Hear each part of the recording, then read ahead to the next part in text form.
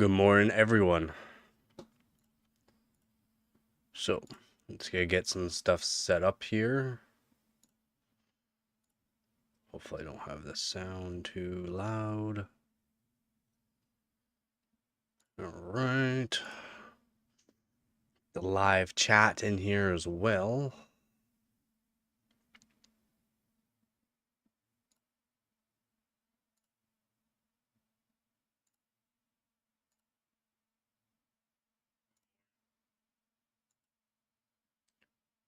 Dash this.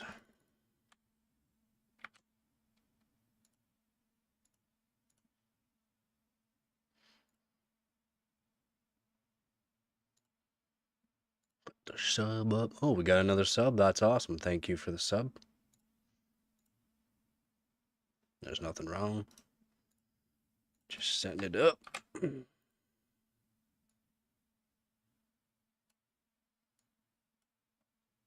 All right. There's that.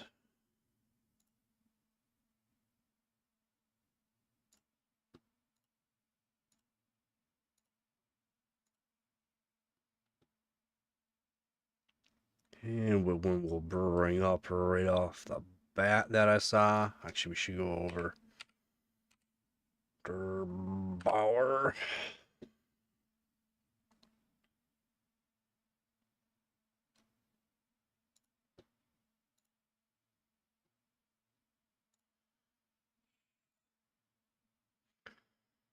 All right. Get window captured. Just give me 1 second. Boom.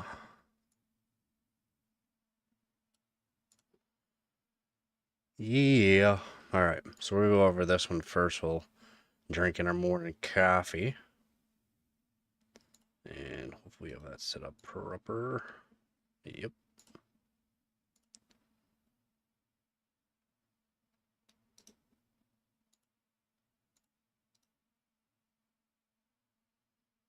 So we need to do transform, fit to screen. There we go.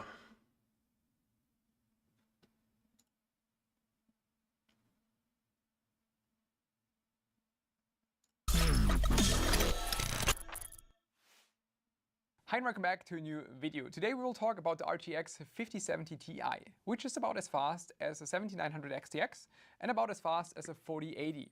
All and sounds it's also good. about 10% faster than an RTX 4070 Ti Super. The way like they've been That's promoting and all that everything we can say sounds to it. good. Maybe that it's also a little bit less power hungry than the 7900 XTX. But then that's really about it. But if you still want to listen to more and see all the details, let's get Everything I've been finding out though, not so good. GDPR compliant just because the server is located in Germany. It's actually not that simple. Due to the US Cloud Act, any American company can be forced to hand over data to US authorities, even if it's hosted in Europe. European providers like 3D Mark Times by Extreme and also at the 3D Mark Speedway to get an impression of both older and newer games. And for the older games and raster performance, 3D Mark Times by Extreme GT1 is a very good indicator. There we can see the RTX 5070 Ti being about 12% faster than the 4070 Ti Super and about 7% behind the 7900. That's brutal, man. That's actually brutal. 4070 Ti Super was just overpowered, maybe. Like 5070 Ti should be outbeating the 4070 Ti Super by quite a bit. So I don't get that. 100 XTX. In this situation, the 5070 Ti is about twice as fast as an RTX 2080 Ti. And now for newer games, 3D Mark Speedway, especially if they use ray tracing. Interestingly, in this scenario, the 5070 Ti beats the RTX 4080, while it consumes about 10% less power. It also clearly beats the 7900 XTX. And more in this situation, it is about 9% faster than the 4070 Ti Super. Now, before we jump into the gaming benchmarks, we will first look at this card in more detail when it comes to fan speed, coil whine, how it clocks, PCIe speed and all that. The MSI Ventus 3X was pretty decent for me. It's a quiet card, and even as you can see now in idle, it's semi-passive. The PCB is quite short, as you can see. That's why the power connector is a little bit inconvenient in the center. Generally speaking, though, I was positively surprised with the card, with the layout. It is pretty quiet, and also I didn't really notice any kind of coil whine, which was good. Same as 5080 and 5090, also the RTX 5070 Ti comes with PCIe 5.0. I'm just running the render test to... Which apparently with the PCIe 5.0, there's a lot of issues with it. There's a lot of drivers just uninstalling themselves for some reason, black screening. The black screen's more or less from the driver uninstalling themselves, so it kind of makes sense there. But it's like you gotta troubleshoot, but there's no actual fix for that, so that's kind of odd there too. But could that also be part of like their connectors, like their connectors on the actual PCB? Could that be an issue there? Or is it an actual issue with the PCIe 5.0?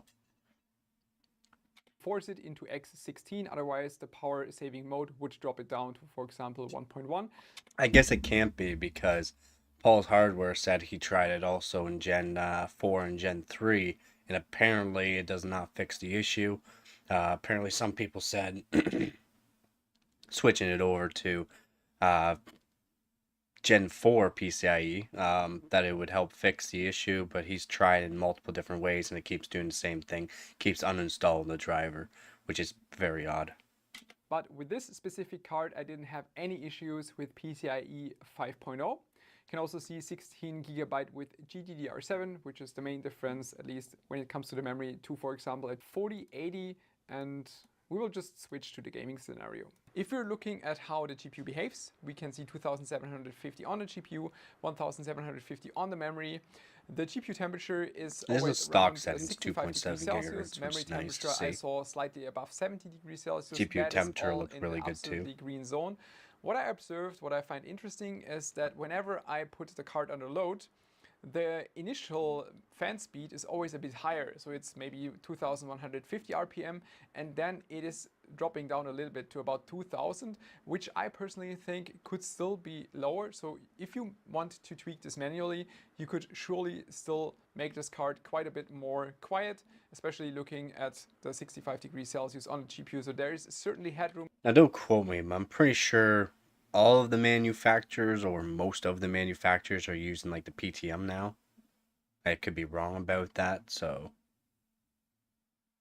like the actual melting thermal pads basically, they're all using that style. I heard that some manufacturers like Asus with the top lines where you use liquid metal, but apparently there is no liquid metal. Or in Nvidia's 5090's Founders Edition, they're going to use liquid metal, but there's no liquid metal, which really is odd. And Frame Chasers, I believe, did a video of the 5080, or yeah, I'm pretty sure he did with the 5080, and he checked that the Founders Edition had a copper plate instead of it being like a nickel plate like the 5090. It had a copper one, so even if you did do liquid metal, there's a big chance that you'd have to like redo the liquid metal over and over, because the liquid metal will eat its way into the copper and make a layer of liquid metal on top of the copper. If you wanted to, you could take apart the graphics card and actually like put liquid metal onto. Don't use the card for a while.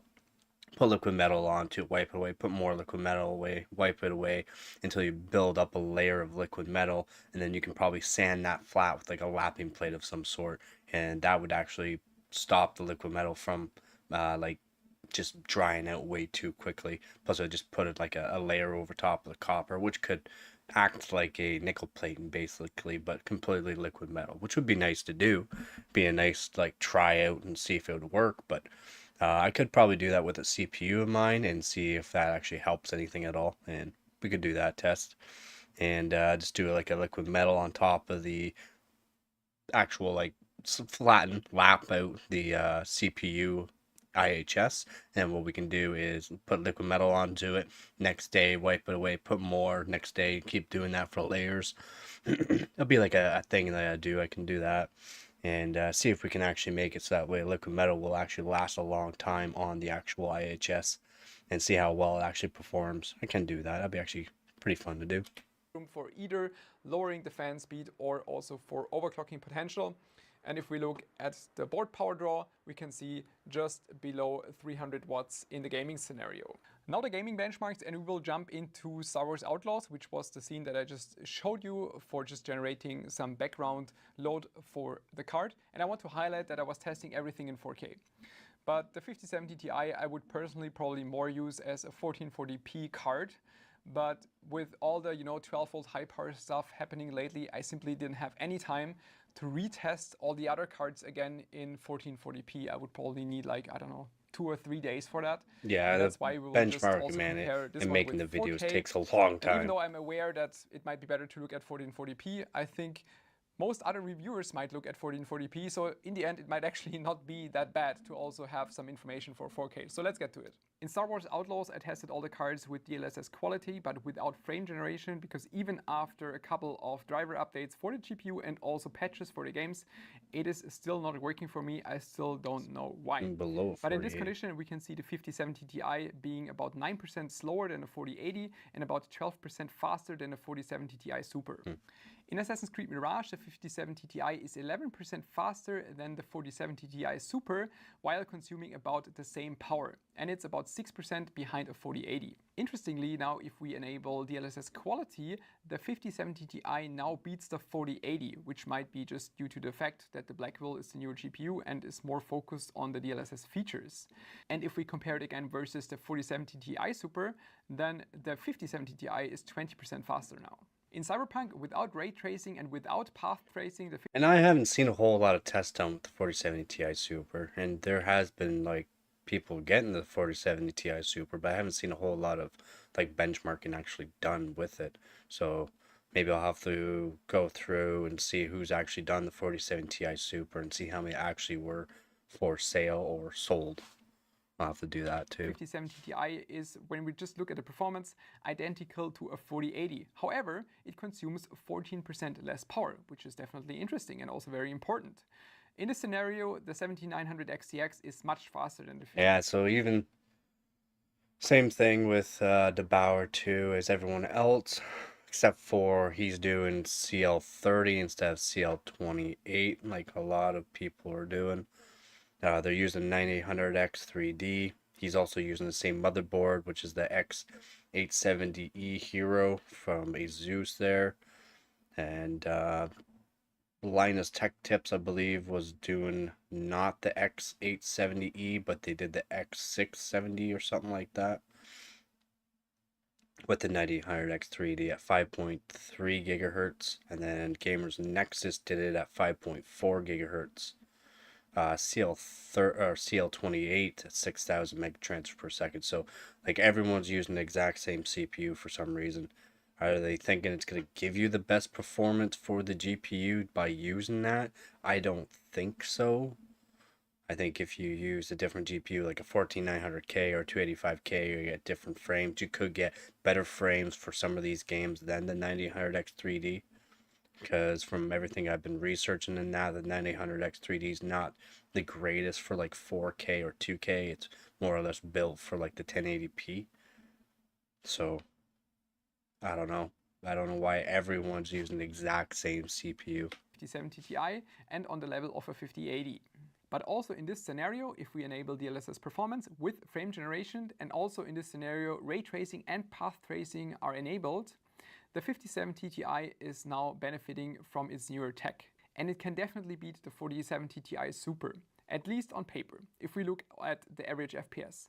If we look at a 1% low, the difference is not that big, and also subjectively, it doesn't feel really different, which might be due to the 1% low, but also due to the extra latency that is introduced. In Counter-Strike 2, it beats again an RTX 4080 with a slightly lower power draw.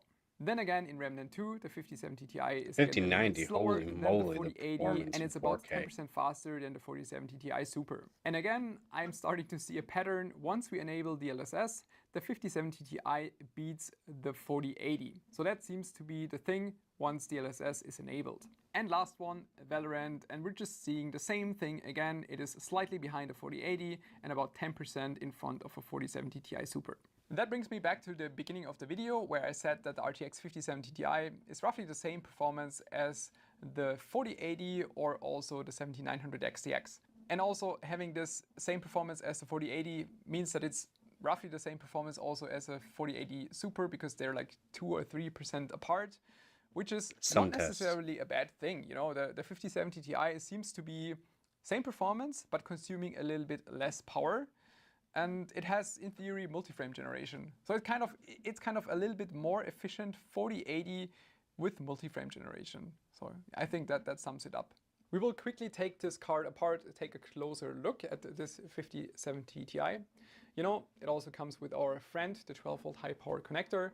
And what I find kind of amusing is when there was the initial launch briefing by Nvidia, It's a where, nice looking card. mentioning all the Smart cards design from too. 5070 Blow Ti up through. to 5090, there was a chat, and in the chat I dropped a message if the 5070 Ti is heavily over-specced with the 12-volt high power connector, or if the 5090 is just heavily under-specced with a single connector.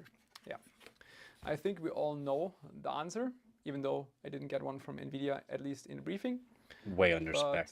I find it cool how small the PCB is and how far more the cooler is extended over a PCB. That's very, very good for cooling. As I said, the card is really not that loud for me, but it might have a negative impact if you're using an air cooler. Now, without the backplate, you know, if you're thinking about that these are being sold for probably about €1,000, and you see that the backplate, which is made from aluminum, Around €1,000. That's insane. Like the way he just said it, around €1,000. Nvidia claimed they're gonna be $750. So like, where's the word from Nvidia going to the manufacturer saying you got to make a $750 model, and all these models are $900 plus? All of a sudden, $900 plus. I thought it was Micro Center saying like just upping the price from my last live stream there. I was saying, oh, it might have been Micro Center, wanting the extra increase in profit there. But yeah, I'm pretty sure it might be now the actual manufacturers of the GPUs, not Nvidia themselves, but it could be Nvidia. But Nvidia already put out a month ago that they're gonna be $750 MSRP, so that's US, of course, but $750, and now all of a sudden they're $900. They got $1,000, $1,010 models and up from different vendors, of course. So it's like that. That's insane, man. That's actually insane that there could be a word going from 750 MSRP from Nvidia, and then all these manufacturers are upping the price by $150, $200 or more. So that's crazy. aluminum, which does. So it's like, what happened to the 599 1080 Ti?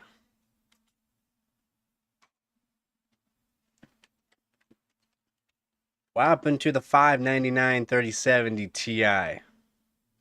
Everything got boosted up in prices. 1080 Ti MSRP was $699. 3070 Ti was supposed to be, $599, and then this one here is supposed to be $599. And guess what? This right here turned out to be a lot more than $599 when it came out, and that was around the mining time when everyone was getting into the mining. So now, not as much mining. So I don't know. I don't know what to expect on the prices here. The $900 that I'm seeing now is look like it's going to be the price nowadays. It's going to be $900 for the 5070 Ti, which is actually insane. Doesn't look bad, but it's just not used at all. They could have placed at least a single thermal pad to at least give you the impression that they at least tried to use it for cooling, but yeah, it's not used at all for anything. Always impressive how tiny these PCBs are these days. I'm not sure if it would make sense to make my a model block for such a card, 37 but Ti it would be card, really it's tiny, really very, very small nice as well. and cute. The GPU is about 25.5 really millimeters long and about 15.7 millimeters. Look at the thermal pads though that's on it. It's like they're like barely being touched.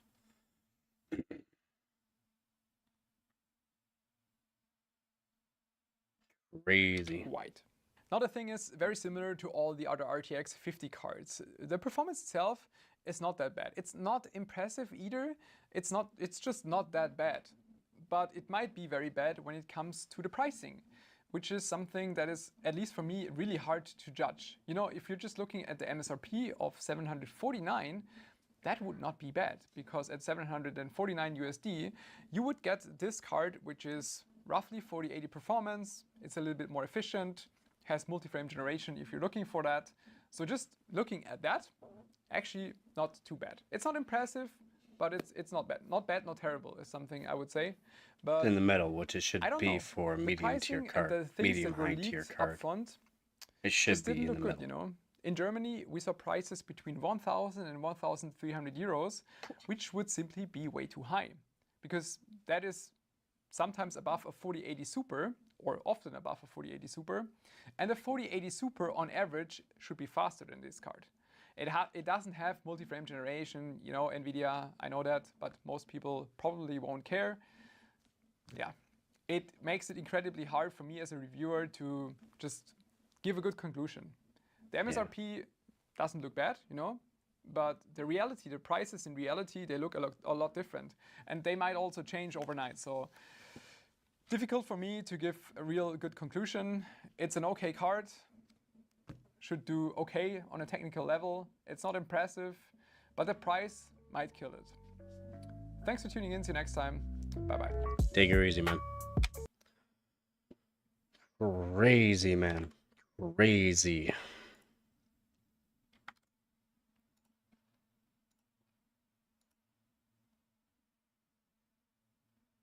The price has gone up. Now we're gonna look at some other stuff here, which is the 5090 melting connector.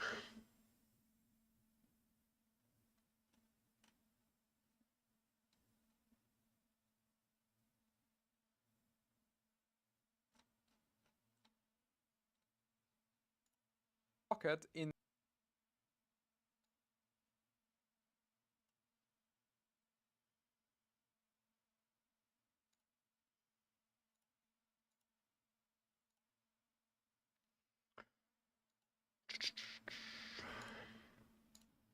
described in his post how he was playing Battlefield 5, and he saw about 500 to 520 watts under load.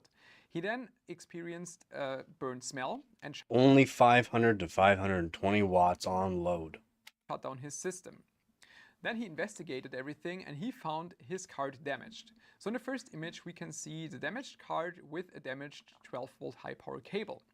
Now if we look at the GPU, we can see one burned spot in the socket of the card. Just one Now burn what was cable. especially interesting is that also the PSU Supposed was to have a damaged. safety So mechanism we can for that see stuff. even more damaged spots on the PSU socket. And of course, if we take a look at the cable, it is also damaged on both sides accordingly.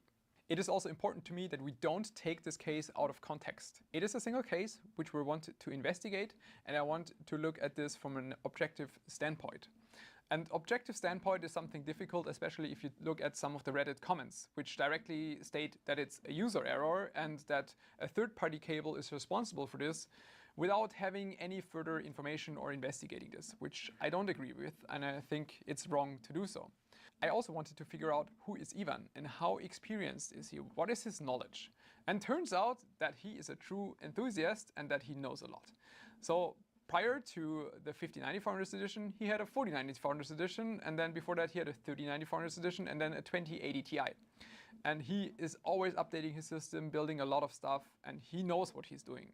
He also shared a lot of images of his systems, for example on PC Part Picker, where you could see that his recent system was a Lian Li A4H2O with the 9800X 3D and the Asus Loki 1000 watt modular SFX PSU, and we will get to that PSU again in a second. We talked. I really almost like the 3 way hours. they He knows a lot. He knows made the the overclocking boxes scene, for them. knows Really core nice enthusiasts boxes, that I but- know personally as well.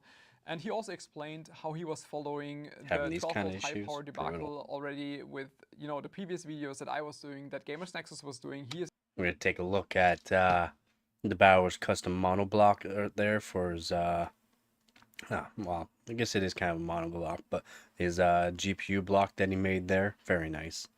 Love the way he made that.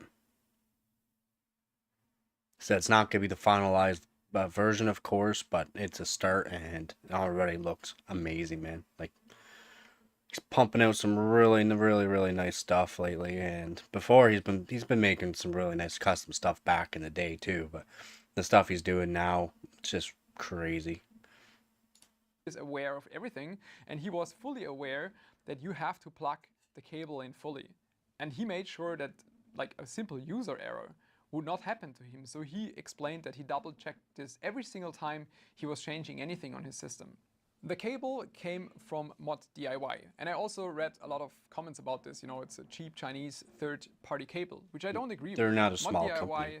is a very well-known shop in the Yeah. community, and I personally also used this quite a lot in the past, especially if I was looking for special adapters for like USB 3.0. They offer a lot of custom solutions, and they know what they're doing. On the cable, we can spot severe damage. You go off We of have two specs and sides. what The right one, where you it, can see multiple that's all they pins did is just being go off of damaged. specs and This is the PSU side. This exactly is like where you it was get from plugged into the manufacturer PSU. from anywhere else. And then on the other side, we can only spot, at least like easily spot, that one pin is damaged. And this one was the GPU side. What I found especially interesting is that the cable in between those damaged pins is also damaged by itself. So we can see the sleeving around it melted. Short circuited. This means that this specific part of the cable, this specific small cable, was getting extremely warm. So warm Like that 300 parts degrees of the cable Celsius started warm. to melt, aside from the connector itself. We then proceeded to investigate this under the microscope. And as you can see by the wire here, you see how all these got like a little bit of a curve and then like some fluidity into it for like bending and movable purposes. And then this one wire is just like a stiff wire that's been tightened up, and you can see everything else been pulling up onto that. I'm pretty sure that would like that one wire would have to be very hot and or hit some sort of like short circuit of some sort, or just an overpower voltage of just a huge spike, like a huge spike. You can see this in like extension cords and high powered cords and that too, for when they do tests. If you ever watch what's his name there, a kid that does a lot of like weird stuff like electricity, lasers and that. He does videos where he hooked up a whole bunch of batteries in series and would like blow stuff up that way. And you can see that the cables jump because there's so much power going through it. And even though there's so many cables, there's still so much power and energy. And it's kind of the same thing. It's kind of the same thing. You got a whole bunch of cables and that for power, but if one cable is getting too much power and then all of a sudden there's a spike and that cable gets too much more power above its rated limit, it will contract and overheat everything, and that's what happens there. That's what it looks like to me. It looks like that one just all of a sudden got a spike of voltage or a spike of wattage going through it. That's just way too much for 16 gauge. But I want to highlight that we did not perform, and we do not want to perform any destructive tests, simply Could because even be there should 18 still be gauge. the option for Nvidia to look, for example, at the melted connector in the card itself. So we will also not take the card apart. We will go through some of our images, and first we're looking at the GPU side. So that part of the cable that was plugged into the 5090. And here we can clearly see the damaged cable or the damaged connector.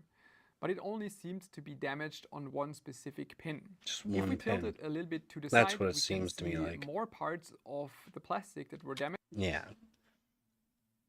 It was just pulling a whole lot of wattage just through this one pin.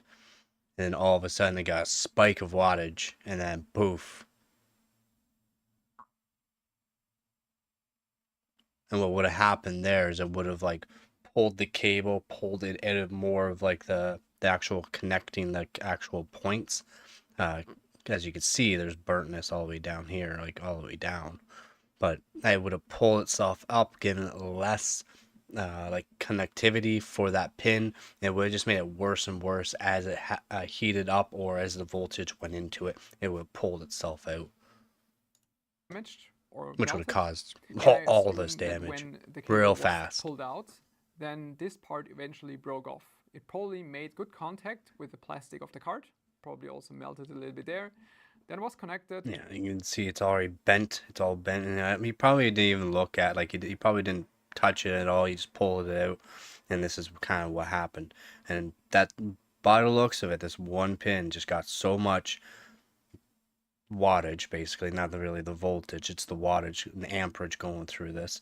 And then the wattage, just so much wattage going through it, all of a sudden it's heating up, got a spike, pull itself out of the connector more, just due to the fact it's pulling on that one wire, pulling out on that connector, and it's pulling it out, getting less connectivity onto it, which would have caused more issues and heated up more, and all of a sudden, poof.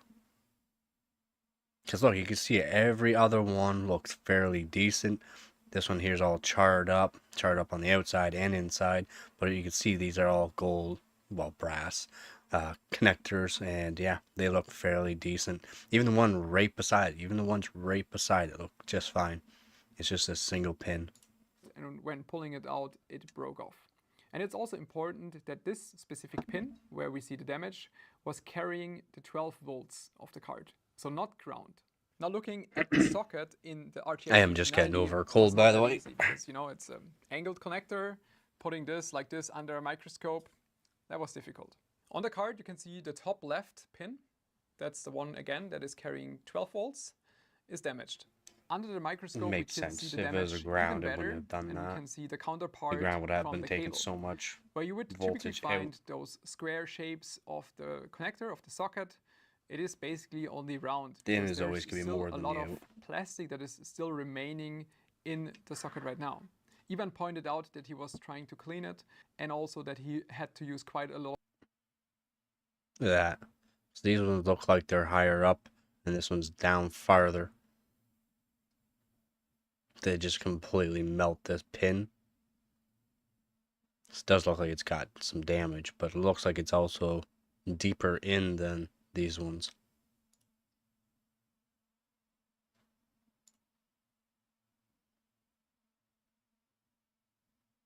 Oh.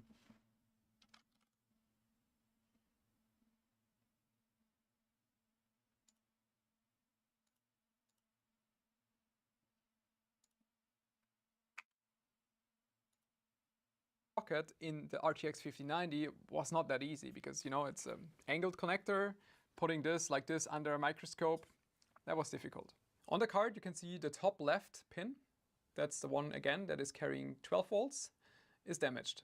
Under the microscope, we can see the damage even better, and we can see the counterpart from the cable, where you would typically find those square shapes of the connector of the socket. It is basically only round because there's still a lot of plastic that is still remaining in the socket right now. Ivan pointed out that he was trying to clean it, and also that he had to use quite a lot of force to pull the cable out. So definitely some damage still remaining from that. And again, this is the 12 volt to the cable. If you look at the 12 volt high power, it is 16 pins, 4 are sense, 6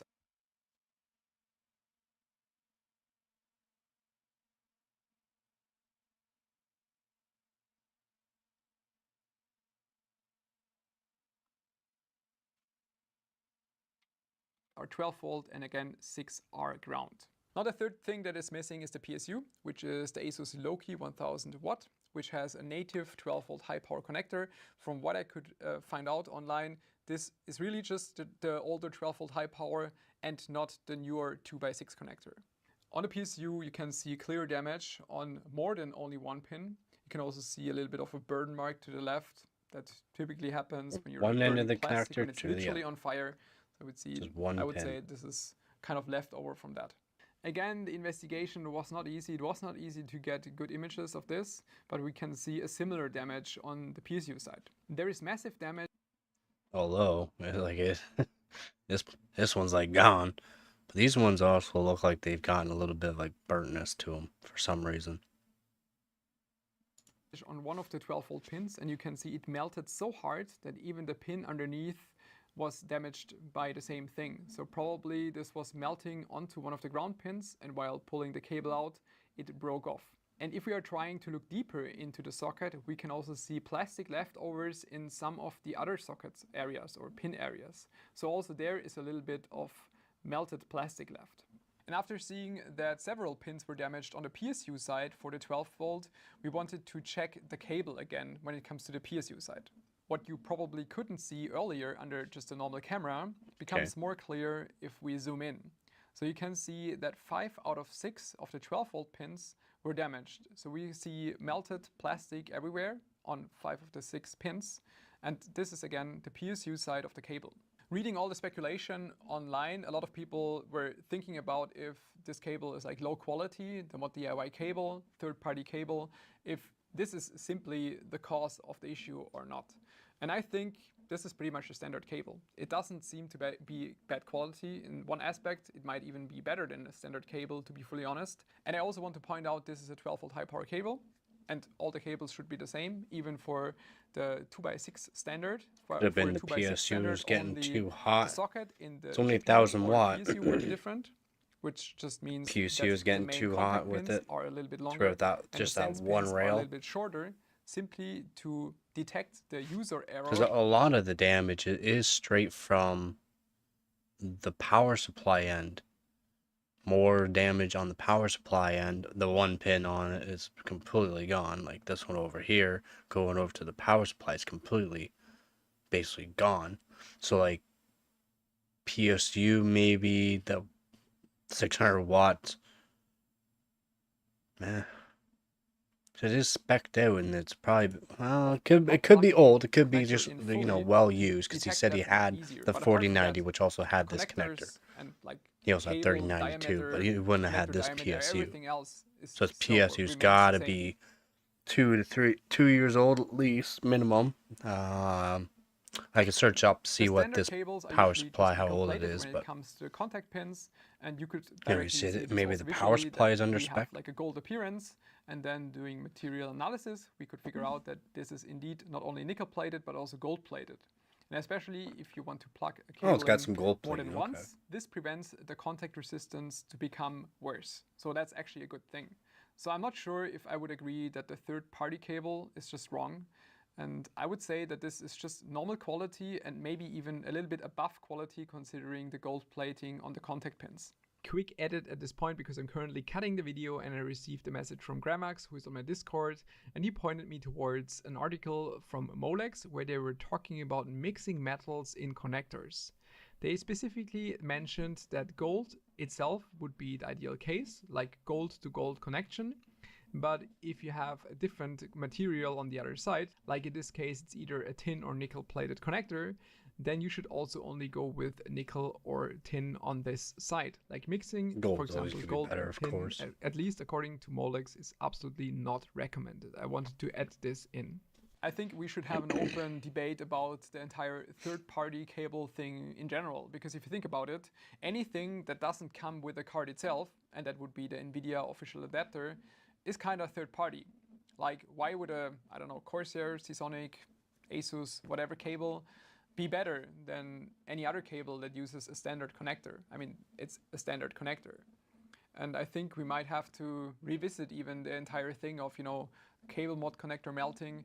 Maybe they were just the loser of the overall situation of the cable, or let's say the connector itself, just being a bad standard and just being incredibly easy to fail versus the previous 8-pin connector.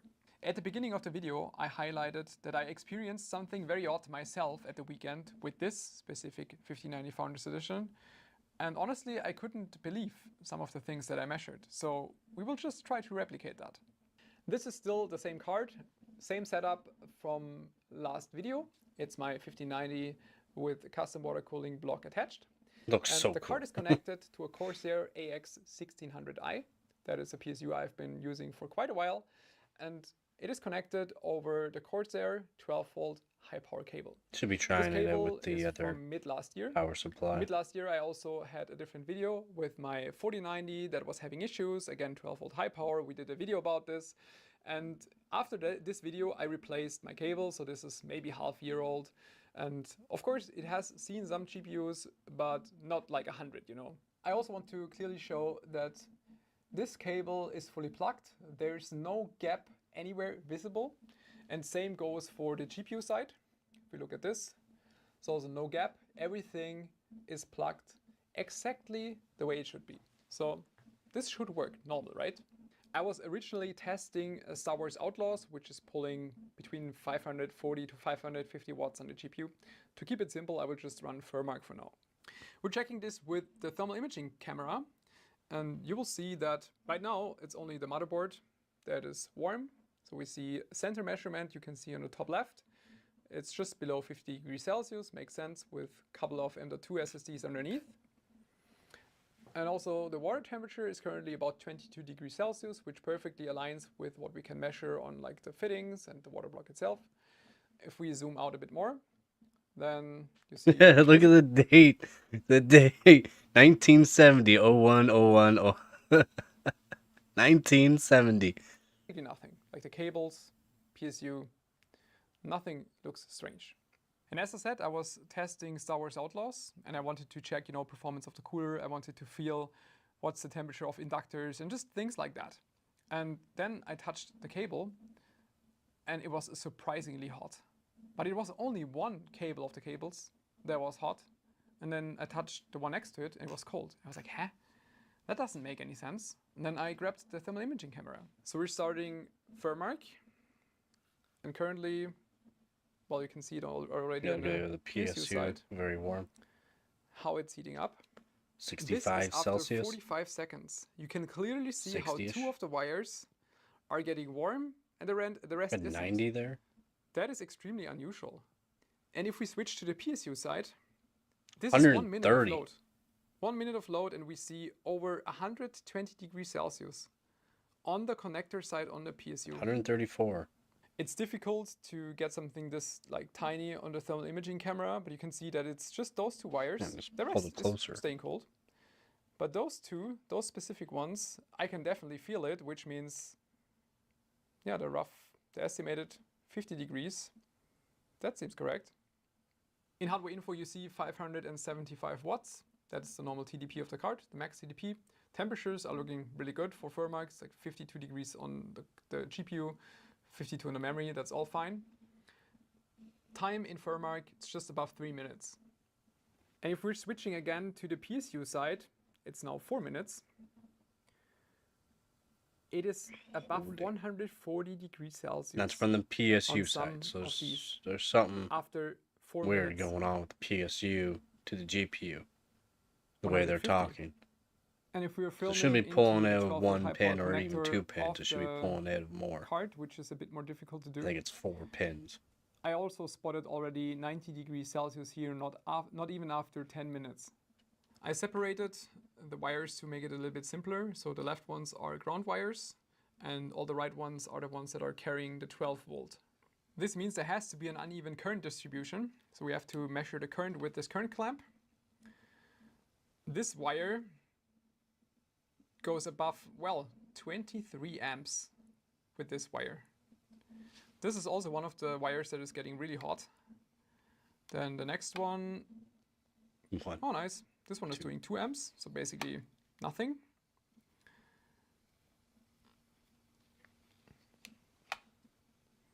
This one is doing 5 amps.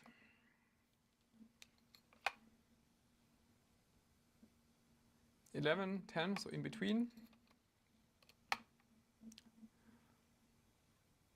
8 amps. And this one is 3 amps. And after seeing this, I kind of thought, okay, this looks extremely similar. Like this looks like a worst case of what is happening to me right now. Well, it's just drawing that, all of a sudden it gets a spike. You have to spike in wattage amperage. If it's just spiking it though, it's just going to blow it. Something is absolutely wrong. And that is also the fact, this is nice advertisement for Asus, on the Astral card, they have the per pin sensing, which would directly tell you this, but the Founders Edition can't do it. On the Founders Edition, I mean, we have the connector, which carries 6 times 12 volt, 6 times ground. But on the connector itself, on the card, this just gets combined into 1 times 12 volt and 1 times ground. The card has no clue what the connector is doing, unlike, the difference that you see with the Astral card. And I think, right here, I had 2 of the wires getting extremely warm, maybe 70 degrees Celsius, carrying over 20 amps. And I think this is like the same case, but it's probably only one wire that carries an even higher current. Maybe this one was carrying 30 amps. that would explain why the wire, like almost the entire wire melted and not only the connectors themselves. And if you think about that, I was seeing 150 degrees Celsius on the PSU side after like 5 minutes, I would guarantee if I run this for like an hour that something would go wrong. I don't want to kill my stuff right now. It's only my only Founders Edition, so that would be not a good plan. But this is absolutely concerning. This is absolutely concerning. The imbalance between the different cables, between the different pins, is a huge problem from what I can see. And I will definitely unplug the cable on the PSU side in a second after the video, or after this take, so we can inspect if something already melted. I don't think so, because it was only this very, very short time, but this could be a problem. So currently, still seems undamaged, luckily. I don't want to recap all the specs and the issues that the 12-volt high-power connector probably has. We already did an extended video about this last week, which you can happily watch if you want to. I just want to express that with the 5090, those things probably just became a lot worse. If you think about, the connector was spec'd for 660 watts, and Nvidia is using it certified for 600 watts. Between 600 watts and the 575 of the TDP, we're talking about 4% difference. And if you're going between the 575 watts and the 660 watts of the spec'd connector, we're talking about 15% headroom.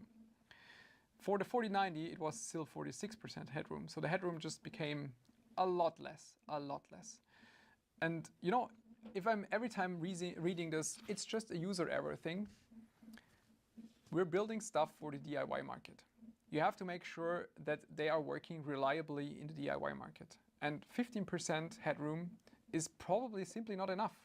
And on my case, there is no user error. I tried to plug this in correctly. Everything, I tried to reseat it, you know, plug it as hard as I can. Are you telling me that 150 degrees Celsius on the PSU side and 90 degrees Celsius on the GPU side within 5 minutes? Exactly what he That is says normal, on the or it is a PSU user side. error? Doesn't make sense to me. Now think about the RTX 4080. The RTX 4080 is perfect for one of these connectors. The 4090 and the 5090, it should use two. Then you would have sufficient headroom. Because going back to the user error scenario, why would all the 4090 users not make those mistakes? If you're claiming that this is a pure user error thing, why don't we see the cases on the 4080? It is because the 4080 is just carrying a lot less power, same for the 5080. But with this kind of power draw, one connector is simply not enough. And it's really unfortunate that we can't see any kind of learning curve from Nvidia. We will stay on the topic, but right now, extremely concerning. Thanks for tuning in. See you next time. Bye-bye. Like, why didn't they make two connectors into a 4090 or a 5090, especially the 5090? And why didn't they put two connectors?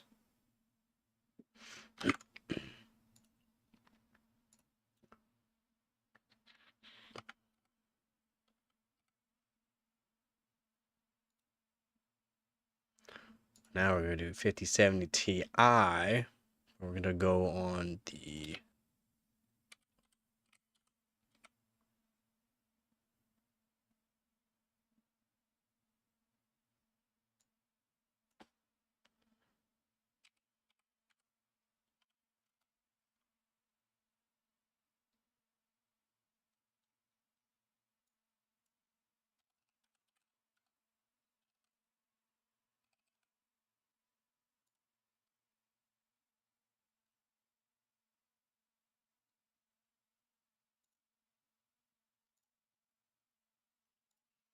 Now we're going to go with actually hardcore overclocking.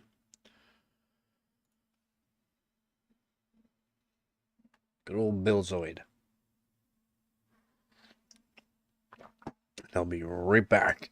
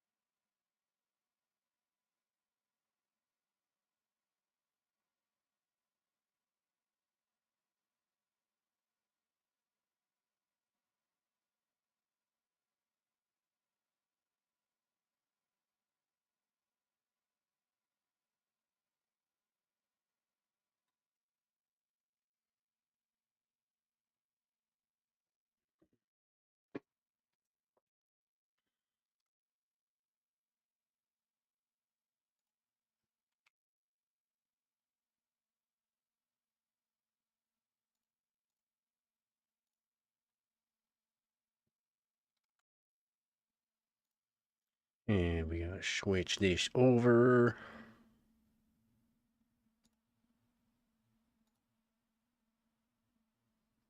Maybe.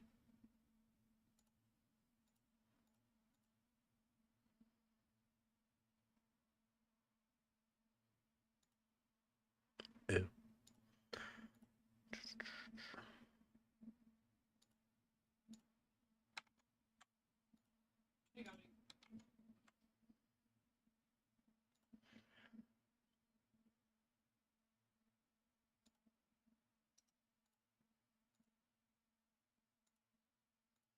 There it is.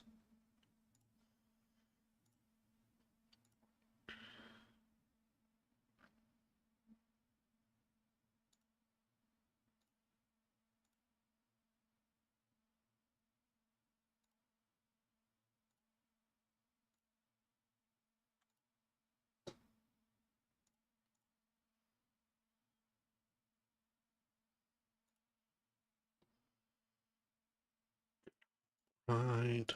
Buildzoid here, and today we're going to be doing more low-effort content. How's it going, I Bills? didn't Always. think I'd be making a video about this when I first saw it on Reddit, because I took a look at this photo, and I was like, that looks like a dead power stage. And the thing is, this is an RTX 5090, and RTX 5090s are high-end Nvidia GPUs. And the thing about high-end Nvidia GPUs They is got that they tend to insane have the power power stage. stages fail. Like, a lot. Remember all those RTX 3090s that were dying trying They to got play New insane, World? but they still fail. Yeah, they were just blowing the power stages. Um, so I am not surprised to see a photo of a RTX 5090 with a blown power stage, because that just seems like something a 5090 would eventually do at some point. Though I will Eventually. say I am surprised to see it on a Strix, or I mean an Astral, and I am surprised that it happened so soon. Um, but ultimately, without the card in hand, or more such. And to me, that seems like bad voltage going into the GPU from the PSU. So something's going along the way, giving it bad voltage, which could be the cables getting too hot. If it too bad of voltages, the capacitors, the stages can't handle it, and something's just gonna go. Failures, it's impossible to say if this was anything more than like a freak manufacturing defect. So, yeah, I didn't think I'd be making a video about this. So then why am I making a video about it? Well, I saw this article on video cards accusing an innocent capacitor of what I am 99% certain is a power stage explosion. And I'm guessing video cards got this capacitor accusation from this comment over here. This looks to be a blown capacitor. And this is just a thing that annoys me to no end. For some reason, people who don't repair GPUs or motherboards blame capacitors for like Capacitors are things very, that very simple capacitors just don't things, and do. they Okay? Like, I'm generally don't assuming go, the and they're reason why the over-spec'd capacitor is usually. being accused of what is evidently a power stage explosion is because of this discoloration over here. Yeah, and But I yeah, am you can even see like these capacitors look okay, and yeah, residual smoke coming from the actual power stage is going to it, and you can see these are lifted up. These being lifted up just shows, and these are not lifted at all. There's no bulging because you can see um, the cap line with the actual rim to the top here. It's pretty straight. There's no deformation. There's no cap pops. No sides blown out. It's not popped up at all. Generally, when what happens is they'll lift up. They lift up out of like the pins that go up into the actual capacitor, which is just something that holds the charge, right, and distributes it evenly. So these look completely fine. am relatively certain that that discoloration is actually the internals, vaporized internals of a power stage. I guess vaporized and recondensed internals of a power stage. Um, yeah, that capacitor is not at fault here. Which reminds me, I do have to fix up a motherboard, an Intel LGA 1366, so DX58SO model. I have to fix that one up because one of the capacitors actually blew on it. The capacitor that goes to PCIe slot, it actually blew up, which is kind of odd. But yeah, I'll have to replace that. And yeah, it's fairly straightforward to do, but just haven't had the time to do it, and I have to get a capacitor for it. here. The thing is, in my experience, like I've repaired a few GPUs. I've repaired so many GPUs I can't actually tell you how many I've repaired because I've lost track of them. I've repaired a couple Same thing. I motherboards. repair them I have and I never modify repaired them. a GPU Got or a a GTX motherboard 1070. by I gotta replacing re-repair a solid if I polymer can fix capacitor it. because these are basically indestructible, at least if you use them properly. There's like 3 ways you can get these to die, and they're basically like so. One, you Yeah, could way install them too hot. backwards, and that is a thing that Asus did on a couple motherboards. They had a batch of motherboards where this style of polymer capacitor got installed backwards. And when you do that, what happens is these capacitors, instead of blocking DC current, they just conduct the DC current. So Yeah. they pull you basically end up with a lot of current flowing through the capacitor. The capacitor It's gets odd they would be extremely put on hot. backwards. And in the case of those Asus motherboards, there was like a MOSFET in series with the capacitor, and that MOSFET couldn't take the current, so that would usually burn up. But ultimately, that was caused by the backwards capacitor just pulling excessive amounts of current through a MOSFET that wasn't designed for it. Funnily enough, the capacitor itself didn't usually fail, as far as I know. And I've actually kind of done the same thing by accident myself. I once installed one of these, like this style of capacitor, backwards on the V-core rail of a Vega. I did not know that that capacitor was backwards until I tried to pull the card out of the system and burnt my hand on the backwards capacitor because it got just stupid hot. Probably up to 120 degrees yeah, easily. but the card was fine. Like it did not care about the backwards capacitor at all. Because they're rated for a high yeah. temperature. So if you install them backwards, that'll cause them to pull excessive current, and that could eventually cause them to blow up, maybe. But this one's not backwards because we can just about make out the polarity stripe. So unless the factory making these capacitors screwed up the polarity stripe, which if they did, like the card would not work. You wouldn't have one capacitor that's backwards. They'd be all backwards. And other than that, we also have the SMT adapter plate over here, right, to make these capacitors surface mount. And that has the corners cut off to indicate the polarity on one side, and yeah, we can see that corner is also cut off. So this thing is definitely not backwards. Now, alternatively, you can also massively overvolt these. I once did that by installing a 2.5 volt capacitor on a 12 volt rail. I didn't read the label. I assumed it was 16 volts. It wasn't. And that produced a popping noise, and that was that. It really didn't actually produce a lot of drama. But yeah, also that 2.5 volt capacitor was backwards, so I like nailed it. It was backwards and like 2.5 volts on 12. So capacitor never stood a chance. No, it wouldn't have. But this is a 16 volt capacitor. I mean, I don't know for sure that it's 16 volts. I can't actually see the label, but I'm 99% certain that it's a 16 volt capacitor because this card literally doesn't have any other flavor of 16 volt capacitor. Also, if it was like a 6.3 volts, right, like these are all 16 volts. So I don't see how a like lower voltage capacitor would end up on here. Yeah, you can even make if it a was 6.3 270 on volts it, or so. 2.5 volts, the card wouldn't turn on, right? This person was able to use the card because their PC randomly shut down while browsing websites. So evidently, those that capacitor can't be massively underrated because if it was, they power stage failures, which are like pretty typical. Like that's the thing that bugs me about this most is like based on how like people just always go like, oh, it's probably a capacitor problem. You'd think that like capacitor failures are like common or something, but they're not. Like They're maybe on not. cheap electronics that use liquid electrolyte capacitors. The only capacitor I've had go is on that Intel board, and that Intel board is from like 2009 or 2010. So, and heavily used. It was a heavily used one. It was not one of my, like, had all the components for it, specialty caps for it, had the actual LED fan for it too, for the bridge, or the chipset, I mean. And yeah, everything was just mint on the one board. The other board I used for overclocking quite a bit. It was from a used buyer that used it in the daily system. So it was not like it was a not used capacitor. It was a well-used capacitor. And is eventually going to go anyway. So, and that was the only thing that went on the board that I could find. Only thing that shown that it was gone, so hopefully it was just the capacitor on that, so I can fix that fairly easily.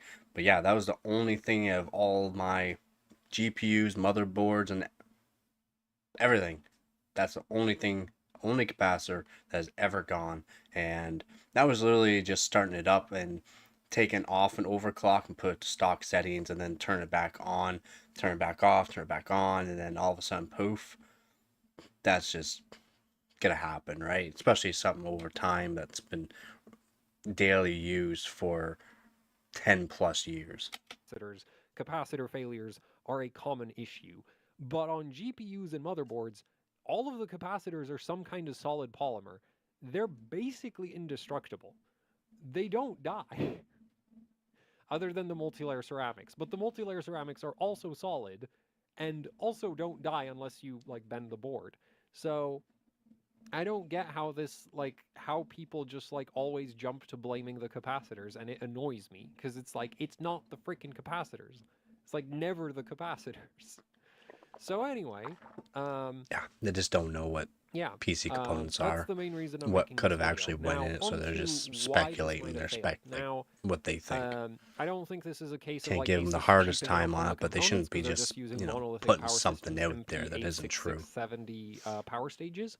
I mean, unless they're multi-sourcing the power stages for this card, which is possible, right? Like we have like recently I did a video about like, hey, you can actually get 3080 Ti's with like both FDM F3170s and also power stages from monolithic power systems.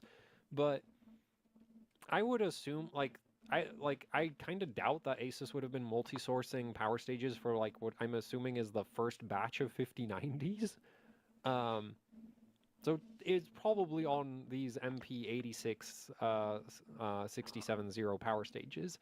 Um, 80 and amp these have rating. been That's used, like insane. Asus has used these on like a bunch of motherboards off the top of my head, and I think this is the first time I've ever heard of one of these dying. So I don't think this is like unless monolithic power systems had like a defective batch, I wouldn't blame the power stage for this. No, I mean, how could you blame even the power stage for that?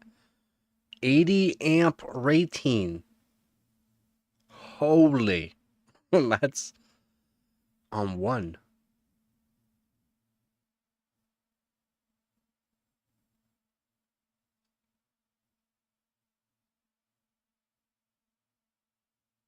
Another monolithic controller for voltage VRM for the power stage. So maybe my theory is correct, just like what we're seeing with all these you know, the cables melting and like one cable's getting too much voltage. Well, that wire heats up, it's going to send voltage into it that's like very unstable voltage, so it could be spiking, it could be dropping, spiking and dropping, and then just throwing the card out of whack because it's getting too much voltage, not enough voltage, too much voltage, spiking voltage, and could be causing it to fail that way. Capacitor might not be able to keep up with it and also destroying it. But the power phase there, it should be able to handle that no problem for like, you know, 600 watts with an 80 amp rating for how many there actually Right, is. like It's yeah, insane. like maybe there was like one that was wonky or something, but I don't like this is not some like bargain bucket, power stage. So I don't see a reason that that should fail in this application for High end no card, they're apparent gonna need reason, something that can especially when just hold browsing up. websites. Um, Now, alternatively, it could have been soldered badly to the board. So a concern with soldering power stages is that if there's too many voids in the solder, because the solder contracts as it cools, which basically means you get like pockets of nothingness inside solder joints Cracking, under air pockets, stuff like that. surface mount components with big like connection pads, which these have. These are what the pads look like. So yeah, that is a concern with soldering these, is that you could have like big gaps in the connection under the power stage, and that will make the power stage run incredibly hot. But we basically need, like, without having the card in hand, that's impossible to diagnose. So, yeah, alternatively, there could be something wrong with the control circuitry of the power stage, so which could be like an actual design flaw of the card. Um, so it could be like running wrong, and then like maybe there's like an issue with switching That's the from thing. idle Like to they high weren't power, or checking the from, voltage at the like there could time be some too kind of to power know if management it's issue or actually something like getting that. too much voltage in the Um, card. but Not I sure what these doubt voltages are it. supposed That to be seems running like at, something that 1.1 or you would 1.2 hope that volts, they but would, or patch in 1.15 the volts, but development process. it Then could have been again, running higher Nvidia has voltage, which been draw more. apparently like the 50 series development process was kind of rushed, but I still don't think like GPUs have had idle power states for years. I can't imagine that like the 5090 has some bizarro power state management that would suddenly cause power stage failures. That just doesn't make sense to me. Um, so yeah, so my my like default assumption in this case would be like, oh, maybe like bad soldering quality on one of the power stages. Um, the main thing is, or well, main thing, like the owner of this card, they should just get this card replaced by Asus, because this is not their fault. There's this is just like Asus sent them a card with a dodgy power stage, either because of like soldering quality, or maybe the power stage itself was dodgy. Like something was evidently wrong with it, and it like shorted out and Which died. is weird to me through quality. Asus should replace the card. But the thing is, if this card had fuses, it wouldn't produce fire and it wouldn't produce smoke, right? Because this initial like shutdown is like, this is when I think the power stage, like the high side MOSFET, died, which caused the system to shut down. And then with the still shorted high side MOSFET, the owner, power cycled the system, and that's what created all the fire and smoke, because they have a 1200 watt power supply. Because of course they do. They have a 5090. So, if we scroll through the comments, yeah, they have a ROG Thor 1200 watt PSU. If I'm not mistaken, this is like a relabeled Seasonic thing or something. And so, off the top Really of my good head, power this is going supply. to have an overcurrent protection of over 100 amps, right? So, when a high side MOSFET shorts out, it literally just connects the input, 12 volts, to the output. Now, under normal circumstances, the way the power stage works is that this is a 5090, probably running 500 kilohertz. So the power stage is basically using that high side MOSFET to chop 12 volts into very short pulses of 12 volts into the inductor at like 500,000 times a second, right? So you get bursts of 12 volts getting applied to this side of the inductor 500,000 times a second. And through inductor magic, which is what we're going to call it for now, that like those short bursts or short pulses of 12 volts get turned into a much lower voltage on the output side of the inductor. Now, the problem is when your high side MOSFET shorts out, it no longer chops up the 12 volts, right? Instead of Direct getting 12 short volt. little tiny little pulses of 12 volts, because this is, like say an 8% pulse, 500,000 times a second, so tiny little pulses. Yeah, instead of getting that, you just get 12 volts rammed straight into the inductor, Which the which inductor can't means do the nothing output about it. voltage starts rising uncontrollably, which this is the MSVDD rail. There's not going to be a ton of capacitance relative to, say, vCore. There's a decent chance that the core on this GPU is dead now. I'm sure Asus is going to be thrilled about having to pay Nvidia for more GPU cores because they couldn't be bothered to put Actually, in defense of Asus, you can't really put any fuses on a 5090 because the power distribution on this is just not designed with any kind of safety features in mind. It's like the power distribution on a 5090 and a 4090 as well, for that matter, is basically designed around the assumption that things don't go wrong. And when things do go wrong, you get fire and smoke spitting out of the card. Because yeah, you get like the entire output of the power supply getting dumped through this power stage, through that inductor, and 12 through volts, keep going through. through part of the GPU core. So yeah, because basically like your power supply, like the 1200 watt power supply, right? When it sees that shorted out power stage, if that shorted out power stage is not low enough resistance to immediately trip the short circuit protection, it will just dump current into it, which is how you get all of the fire and smoke, and also probably a dead GPU in this case. Um, and the thing is, if there was a fuse in front of that power stage, like that It would have first saved failure the would have card hopefully instead of taken the the fuse core out. getting And then when over the owner voltages goes to killing the turn the core. card on It again, would you have don't get saved any the card. fire because you can't apply 12 volts to a dead power stage a second time. Yeah. Um, but yeah. The main point of this video was, though, please don't blame capacitors for power stage failures. Capacitors are really, really reliable. Power stages, on the other hand, even high-end ones, aren't. Like, I have a Strix 2080 Ti with a Texas Instruments, like, 80 amp power stage, and I had to replace it because one of them blew up. I don't know why it blew up, but it did. I have a whole bunch of 980 Ti's that had dead power stages.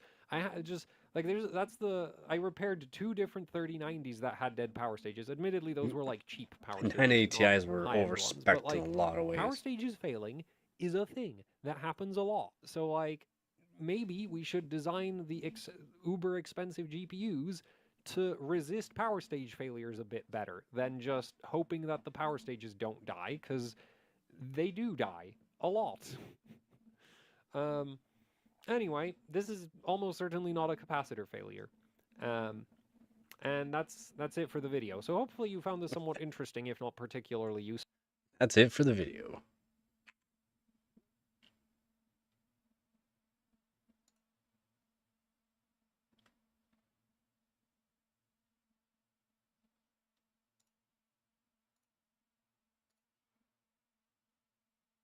Brutal.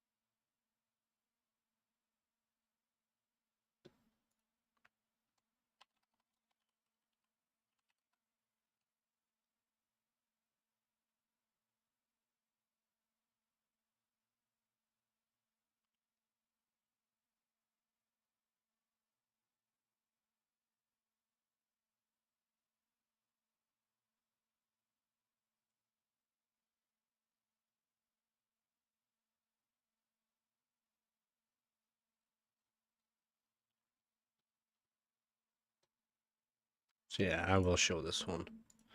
This page here.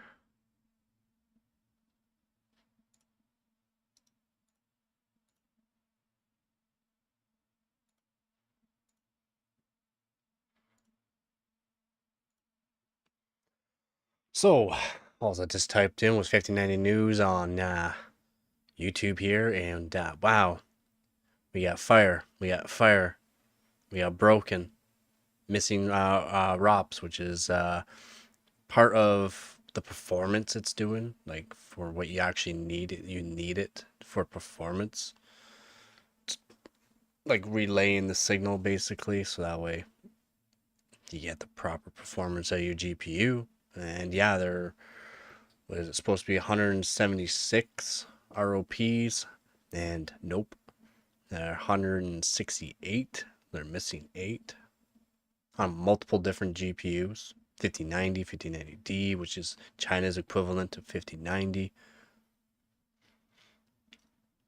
Saying cancel order.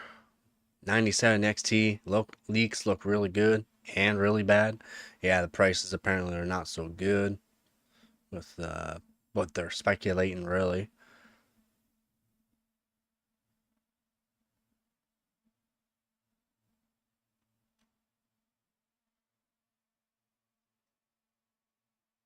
The Avowed in 4K and 8K, that's pretty good. Oh, yeah, my video now. My live. Dang. Yeah, everyone's doing the power connectors still.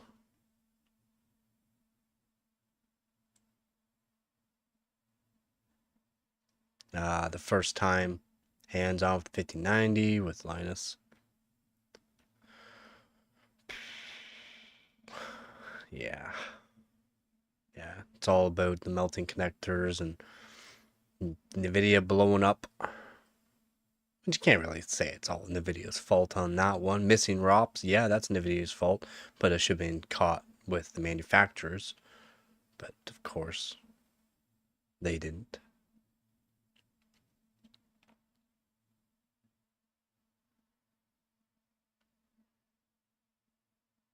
Yeah, basically everything though is, oops, basically everything is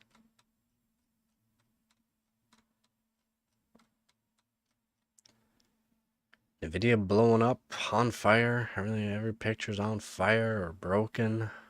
And they just launched. They just launched and they're broken. That's brutal, man.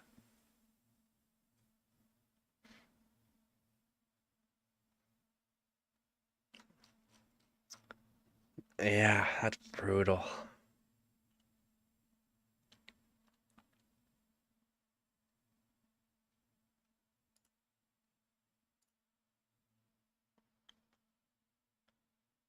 I don't know what are you guys' thoughts on this?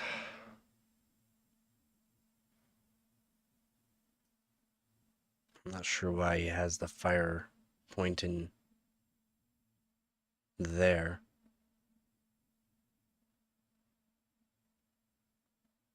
It's not capacitor either, which Daniel Owen doesn't even know. Which is kind of funny. Yeah, no, it's the actual black pad that you see there.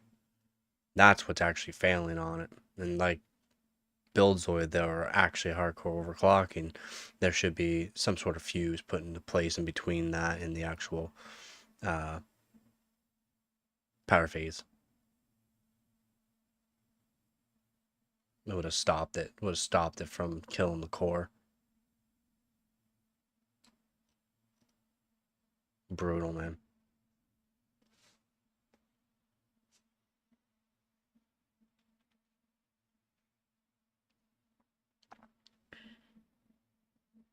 I'm out of coffee. I want another one.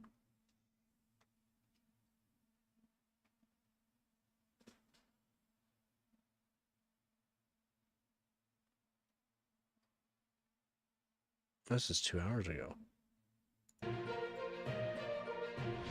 Welcome back to Paul's Tech News. There are weeks when I at least attempt to sugarcoat the dismal fare that we're served up so regularly by the shady chefs who run the PC hardware 50 kitchen. series But buyers. this week, well, let's just say that I'm relying heavily on the blessings of Saint Bernardus here to get through it all. Try not to pull a Kyle.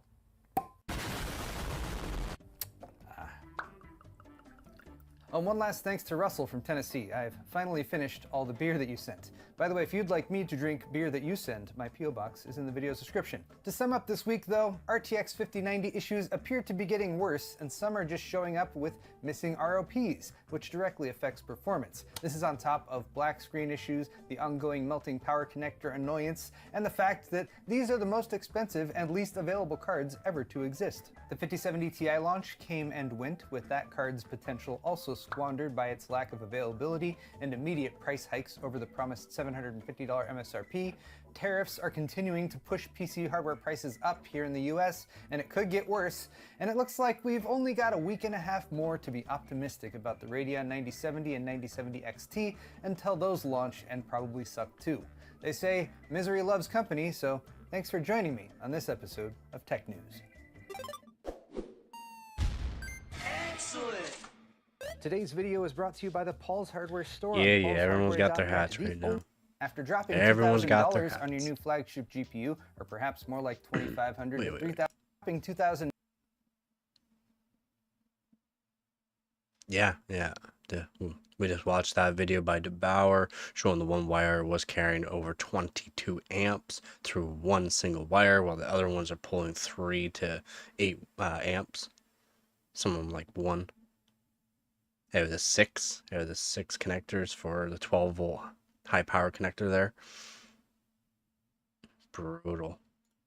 dollars on your new flagship GPU, or perhaps more like $2,500 to $3,000 or more, you have yet another reason for concern about your graphics card. It might be missing ROPs, or Raster Operations Pipeline Units, which handle tasks like blending and anti-aliasing. They're different from shader units, aka CUDA cores. The issue was first called out by Tech Power Up forum poster Wuxi Gamer, who noted that GPU-Z. Yeah, it doesn't matter what you do with drivers. If it's saying it only has so many in like your GPU-Z, that's how many there is actually in the actual core. Like there's not, you can't just do a driver update or anything like that. It's not going to do anything. It means it is actually missing those, which I've never heard of them actually like dying, like the ROPs.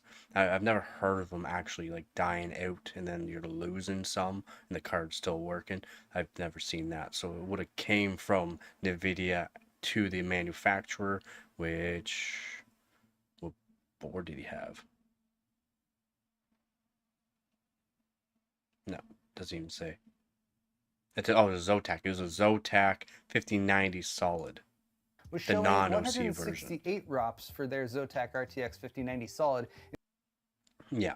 So even if you did like, if you put it all the way up to PCIe 5.0, it doesn't matter that this is showing only 1.1 and the other one's probably showing, could be 3 or 4 or even 5. Doesn't matter. If it's not 176 on the 5090, it's 168. That would be from the actual manufacturer. Just not putting them in and just slipping them by, hopefully, because like when you're making the actual cores of CPU or GPU, you're going to be making them and there's going to be percentile of them being not usable out of the whole chip die that gets cut out and put into actual like the actual chip itself made into the 5090 or whatever. So maybe they were just slipping them by, hoping no one would see that, but the manufacturers would have seen this too with their testing. They would have seen that there's only 168, not 176, and TeamU's 680 on them, but we're missing the ROPs on it, so very odd.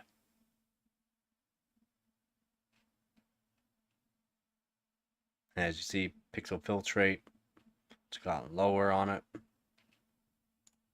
Instead of the expected 176. Tech Power Up was like, hold on a minute, we should recheck our review card, because it's the same 5090 solid model from Zotac, and they verified the same. Which the solid model should be performing better than the FE model, technically, but it's not. We're performing the same as the FE model, but it wasn't. Issue, which also explained why their benchmark testing showed an annoying drop in performance versus the Founders Edition or Gigabyte Gaming OC cards. Now, it's still too early to say for sure, but this issue seems to be hardware-based, meaning a driver or VBIOS update isn't likely to. And as you can see, this is a 5090D, so this is the Chinese model. It would be a cut-down version of it, as in the CUDA cores are cut down into it.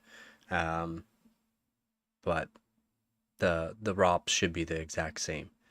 Doesn't matter that it's a cut down version. The ROP should be the same of 176, but the CUDA cores itself should be cut down to be able to fix it. And as additional testing by Tech Power Up shows, the result is a non-negligible 5 to 6% drop in frame rates, or if calculated versus an assumed $2,000 to $3,000 sale price for a 5090, about $100 to $150 worth of lost frames, which could buy you at least 2 or 3 bananas. This latest snafu with the 5090 only came to light Friday, but already more users are checking their cards, which requires an up-to-date driver, by the way, and it's now evident that this problem is not exclusive to Zotac. There's now an MSI RTX 5090D, as well as 5090s from Manly and Gigabyte that show the same missing ROPs. It's too early for Nvidia to have confirmed anything about this, but hopefully they come up with a response soon. The best guess so far is from Twitter leaker MegaSizeGPU, who says there might have been a defective batch of GB202 dies that shipped out to vendors, and even Founders Edition cards could be affected. Given how few 5090s there are on the market though, even a small batch of defective units could be like most of them, though. 5090 owners, you should definitely fire up GPU-Z after updating your driver. Let us know what you find out in the comments. Are you missing any ROPs? Now, if you were lucky enough to buy a 5090 though, and you had enough money, and yours didn't come with a 5% performance deficit due to Has it missing melted ROPs, yet? then you've gotten past most of the hurdles needed to game in peace with peak performance in 2025. But your power connector still might just melt. So go ahead and fork over even more money for an adapter like this one.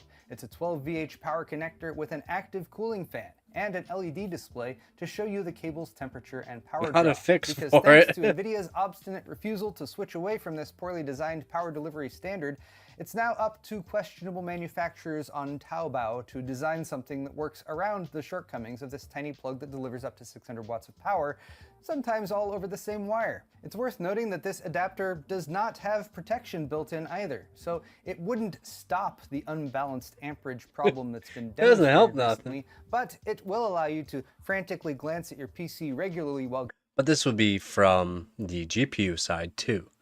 So what we were seeing in the other videos too with the Bauer and that was most of the heat was coming from the PSU side. So like there'd be no, oh yeah, this looks fine here, even though your PSU side's at 200 degrees Celsius melting everything to the ground. Like Jesus. gaming to make sure it's not getting close to melty hot temperatures. But at least you don't have to use those stupid old 8-pin PCI Express power plugs. I mean, those were slightly larger. How gauche. And hey, 5090 owners again. I know all 15 or 20 of you tune in regularly, but there's Gotten a lot of hate back in like old videos and live streams of me using the dual connector. So like from your power supply, you connect two 8 pins into one single 8 pin, and I would use 2 of those, so 4 connectors, so it'll be on different rails. 2 of them will be on 2 different rails, which is better, less power on each rail.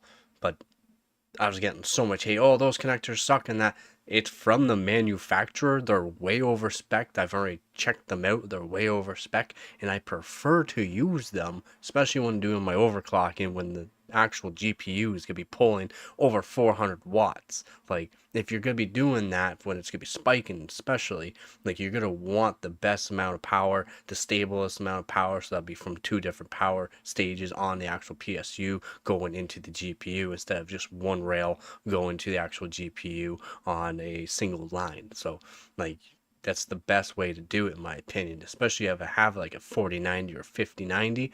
Like you're gonna want to be on separate rails for one instead of just on one high powered rail like they are, which as you can see is from the PSU.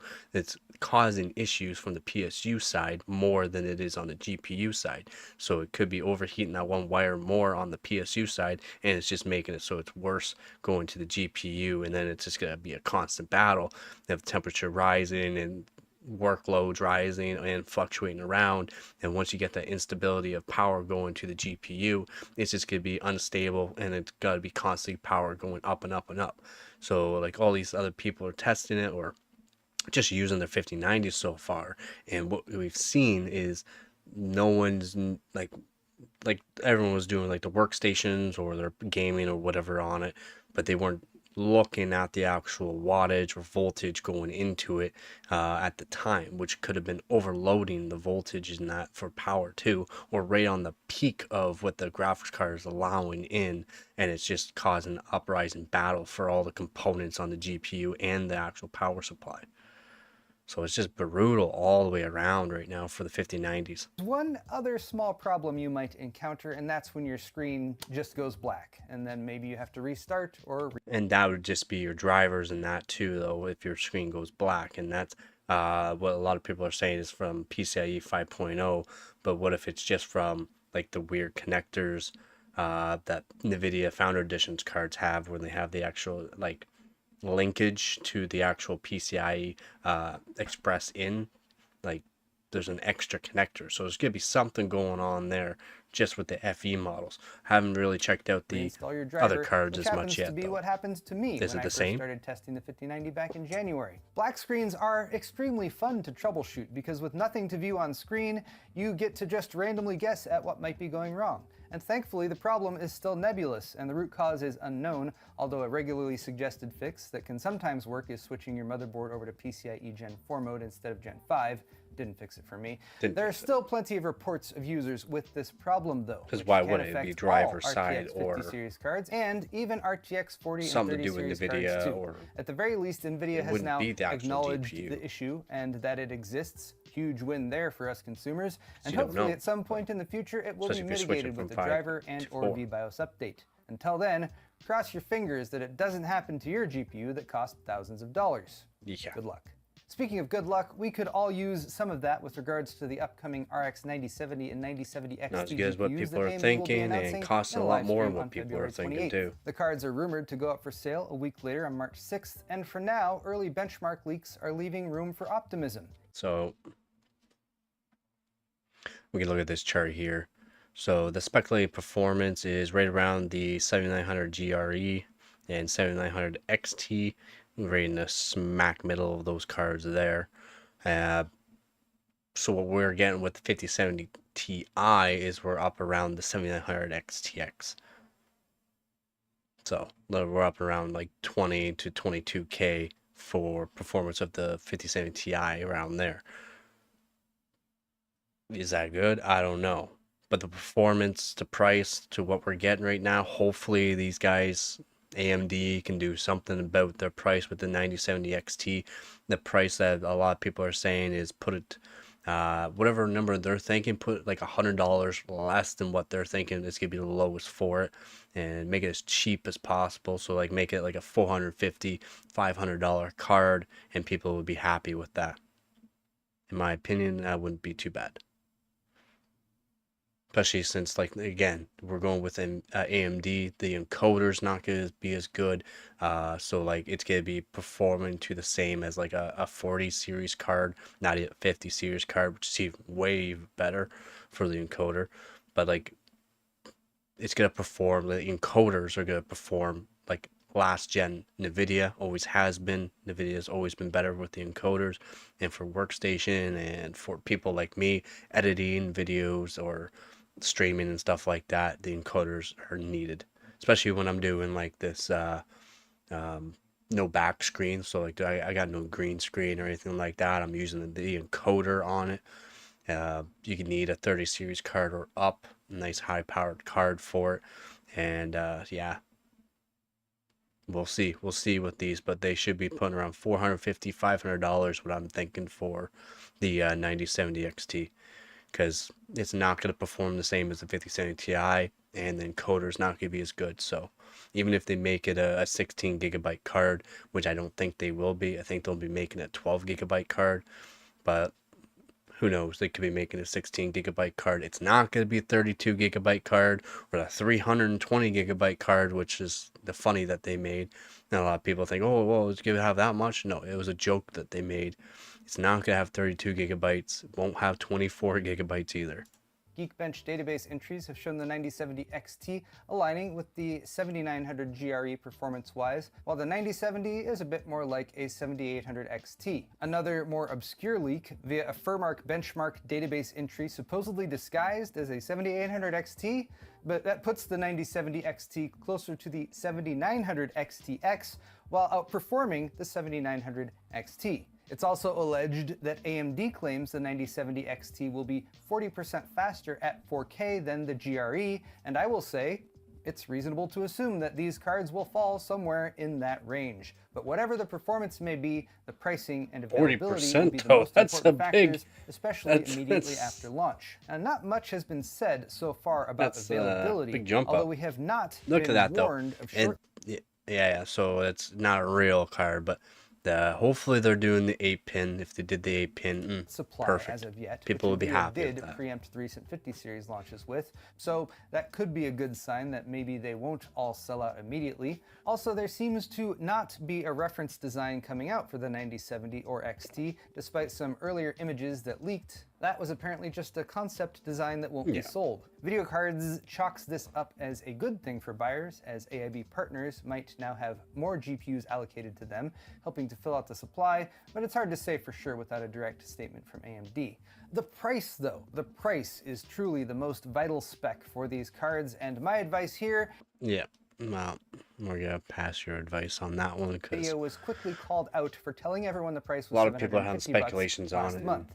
In reality, it's Should be a $450, $900 to $500 $1,000 for a card card now that that street performs like pricing that. is normalized and all the AIB partners have shown their true colors. Those colors are mostly green because apart from the token $750 units, of which there were probably 2 or 3 of each, to avoid lawsuits, you know. The next step up was $900 plus, and annoyingly, a bunch Yeah, so they had the 900 marked out 750 because these are supposed to be the cheap end for a Zeus and for Gigabyte here, which is the Eagle SFF overclock triple fan and their prime triple fan for a Zeus there.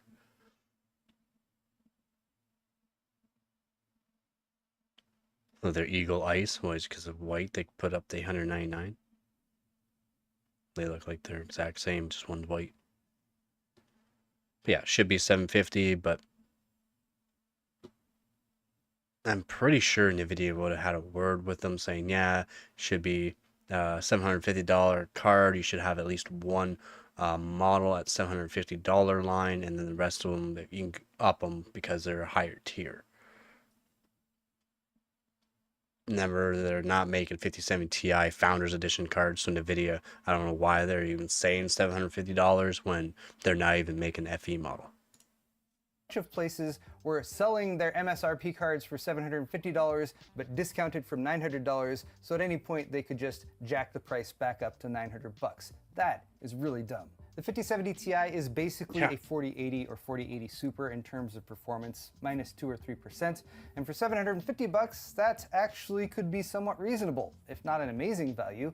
At $900 to $1,000 though, it's just a stagnant replacement at the same price for a card that has already been out since the 40 series launched. And so the discussion has not been about the 5070 Ti's performance, it has been about how Nvidia's insistence on drying up the RTX 40 series inventory prior to launch, and their reuse of the same fabs for the 40 series and 50 series has led to another shortage situation where the 5070 Ti sells out immediately, even for the marked up prices, and there are no fallback options to buy instead, since the 4080 Super and pretty much all the upper tier 40 series cards are sold out.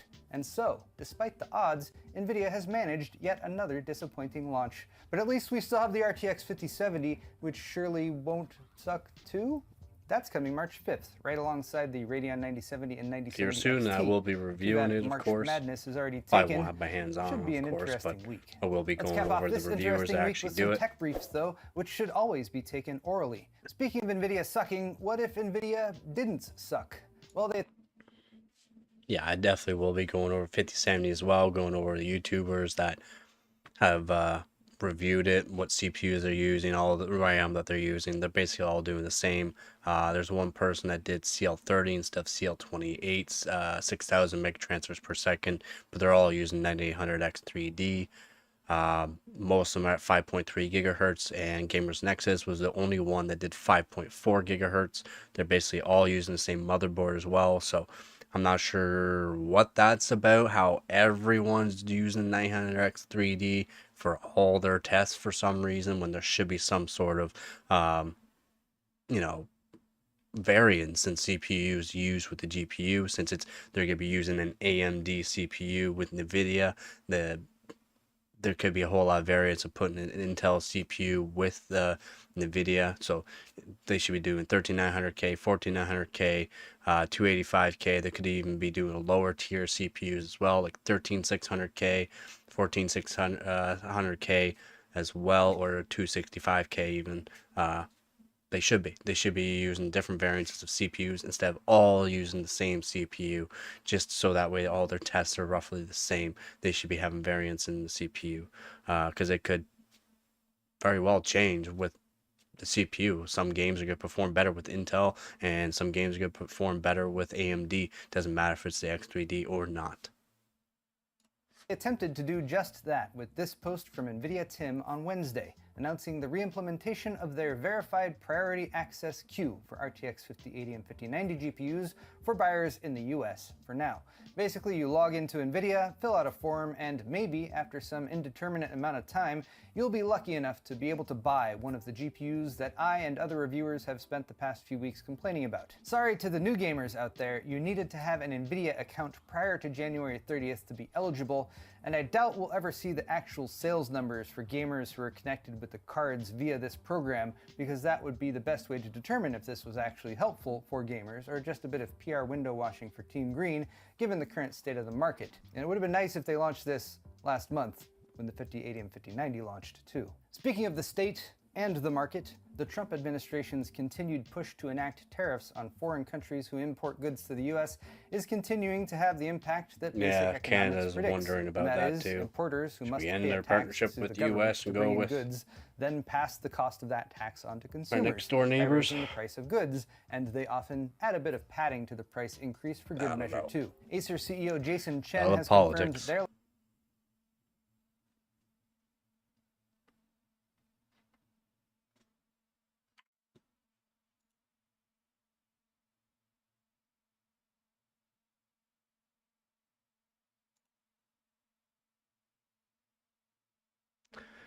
Yep.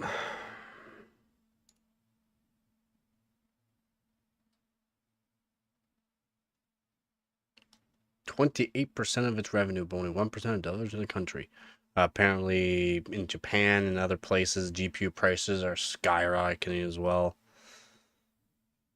I mean, it happens all the time. It happens with all these launches, especially for the last few years. Every launch, every first quarter, second quarter, GPU prices rocket up, and then AMD comes out with theirs, and their prices are skyrocketing up, or roughly around the same MSRP price. So it's like brutal, just brutal.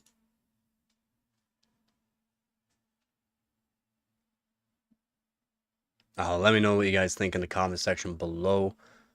I'm gonna be probably ending the stream here soon. I am recording this one so that way I can make a video edit of it later on or after the stream. I'll start editing after the stream, and I'll short form some of the spots into it, and hopefully we can get some comments on this one, see what people's thoughts are, if they're going to buy the 5070 Ti or if they're already bought the 5070 Ti or 5090.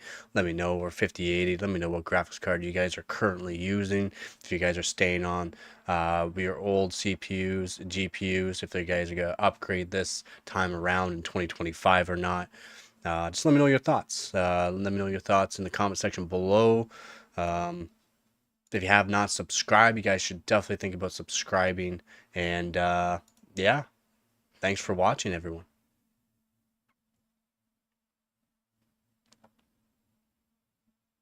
Nah, that's gonna be it for this one. So yep, again, comment in the comment section below. Wow, that was a tongue twister.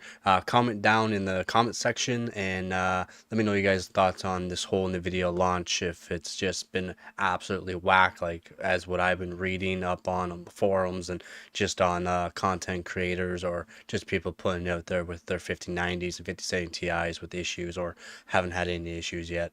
Just let me know your thoughts. If you haven't subscribed, definitely think about subscribing. And as always, don't forget